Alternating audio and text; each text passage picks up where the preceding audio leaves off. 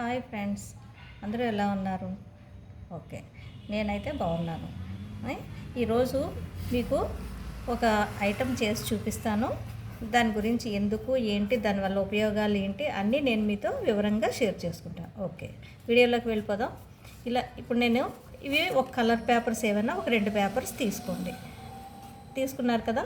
Okay, అన్నీ 2 ఒకే సైజులో తీసుకుంటారు. తీసుకొని ఇలా పెట్టండి. ఇదిగో ఇలా పెట్టిన తర్వాత దాన్ని ఎలా చేయాలి చూడండి. ఫస్ట్ ఒక కోసని ఇలా పెట్టి రెండో కోసని ఇలా పెట్టి ఇలా పట్టుకున్నారు కదా. పెట్టిన తర్వాత ఇలా వంచండి. వంచి ఇటువైపు కోసని ఇలా కొంచెం బెండ్ చేయండి. బెండ్ చేస్తే ఇక్కడ కోన్ షేప్లో వచ్చి అది వెనక్కి వెళ్తుంది. ఇలా వెనక్కి వెళ్ళింది కదా. అప్పుడు అది కదలకుండా ఏం చేస్తారంటే స్టాప్లర్తో ఒక పిన్ను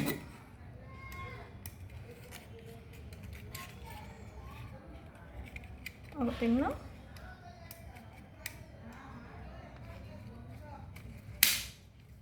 పిన్ కొట్టాలి.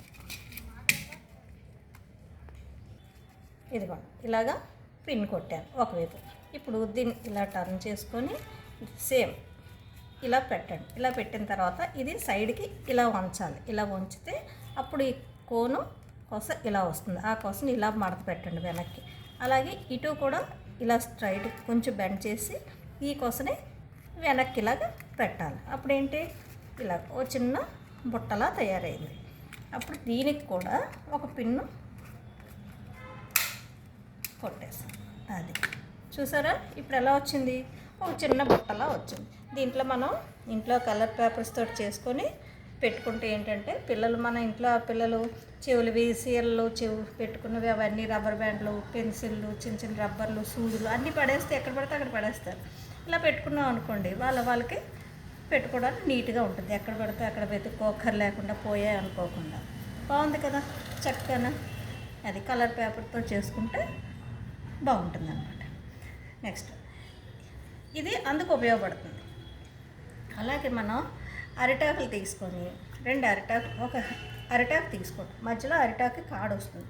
ఒకవైపు మనం ఇలా చీల్చుకొని ఇలా కట్ చేసుకుంటాం. మనకి ఎంత సైజు కావాలో అంత సైజు ఒక 2 ముక్కలు తీసుకొని సేమ్ దీనిలాగే ఒక అరిటాకు మీద ఒక అరిటాకు పెట్టి, కాకపోతే ఒకవైపు కొస అటు ఉండాలి, ఒకవైపు కొస ఇటు ఉండాలి. అరిటాకులు అయితే పెట్టే పొజిషన్ అదనమాట. సేమ్ దీనిలాగే చేసుకొని వీటికి అయితే పిన్ కొట్టుకోవచ్చు ఇలాగా. లేదా చూసారా, నేను అరిటాకు కనుక చీపురు పుల్ల పెట్టాను. ఇలాగా పుల్లలైనా పెట్టుకుంటే అరిటాకులు అనుకోండి, మనం ఏం చేస్తామంటే ఏదైనా కూరలు పులుసు అవి వడ్డించుకోవచ్చు, నెయ్యి వేసుకోవచ్చు. తినేసిన తర్వాత మిరపకాయ ముక్కలు అవి ఏమైనా ఉంటాయి కదా, తీసేస్తాం కదా మనం. అవి తీసి ఎక్కడ పడితే అక్కడ అలా కంచం చుట్టూ పడేయకుండా దాంట్లో వేసుకోవడానికి బాగుంటుంది. ఉప్పు వేసుకున్నా అన్నీ కలిసిపోకుండా సాంబారు పులుసు ఏమైనా వేసుకోవచ్చు. అందుకు ఇది బాగుంది.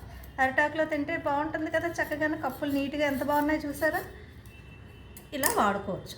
ఎవరికైనా ప్రసాదం పెట్టాలన్నా ఏదైనా పెట్టాలన్నా ఇందులో ఇవ్వడానికి వాటికి బాగుంటుంది అన్నమాట. ఆకులతో కుట్టుకుంటే ఇలా వస్తుంది, మనం పేపర్తో తయారు చేసుకుంటే ఇలా వస్తుంది అన్నమాట. బాగుంది కదా. మీకు నచ్చింది అనుకుంటాను. Okay, thank you.